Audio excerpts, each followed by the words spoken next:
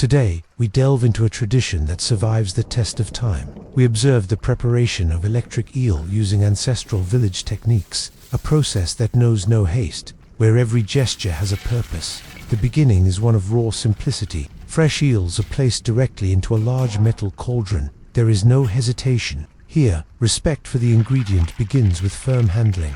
On top of them, we add whole lemons. They are not cut, nor touched by the blade yet. Then, ice cubes. The contrast is immediate and brutal. The penetrating cold against the living texture, the latent acidity against the freshness of the river. As the ice slowly melts, a thin layer of water forms at the bottom. With bare hands, the mixture is stirred. The lemons roll among the eels, in a dance of friction and cleansing.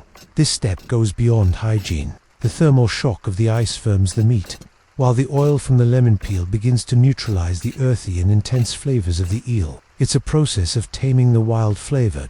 Everything is placed on a plastic tray. The water flows, carrying away the impurities. Only the essence remains, the meat ready for transformation.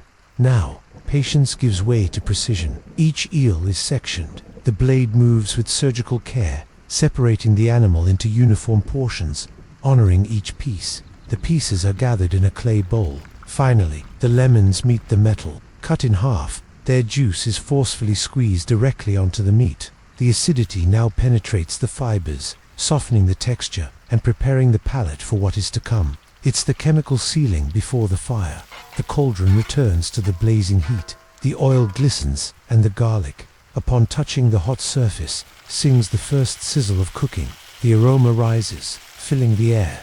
Here come the spices, the spiciness of the pepper, the warmth of the aromatic powders, the regional secrets that give color and soul to the dish. The eel pieces are placed over the heat, immediately encountering the oil and spices. A dark, dense, and mysterious sauce is poured. It envelops the meat in a rich and intense embrace. Finally, fresh leaves, green and vibrant, touch the heat, wilting intentionally to release their last essential oils.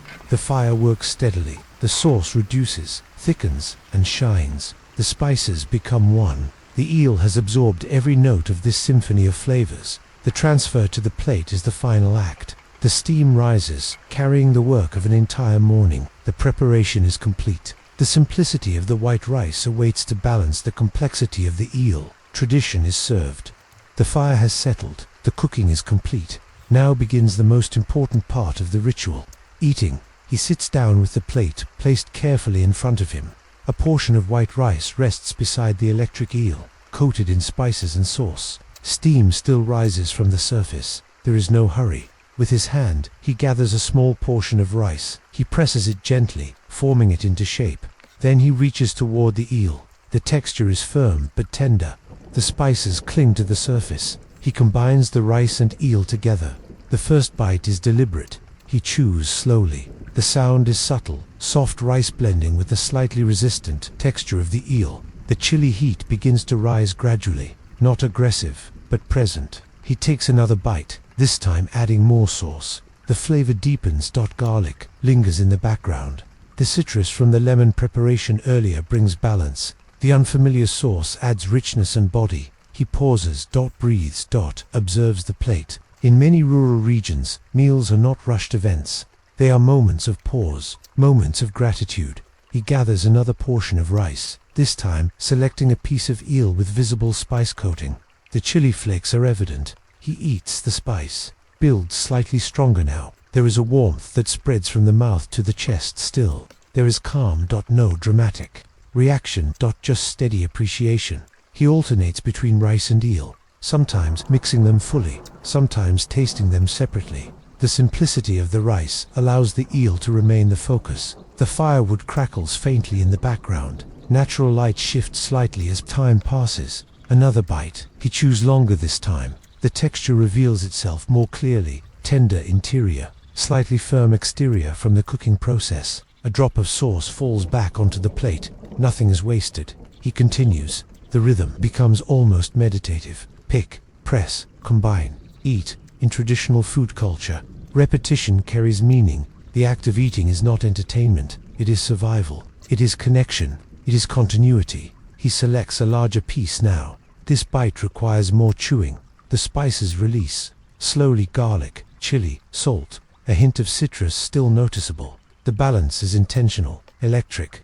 Eel is not commonly consumed in many parts of the world, but in certain regions, knowledge of preparation has been passed through generations. Care, technique, respect for the ingredient. He pauses again, looks at the remaining portion the rice level has decreased. The eel pieces are fewer now. He takes another handful, this time dipping lightly into the sauce pooled at the bottom of the plate. The sauce is thicker now, concentrated from the heat. He eats, a slight nod, approval without words. The meal continues steadily. No rush, no performance, only presence. He alternates bites more slowly now. The spice has settled into a comfortable warmth. The body adjusts. Sweat forms slightly on his forehead, not from discomfort, from heat and spice.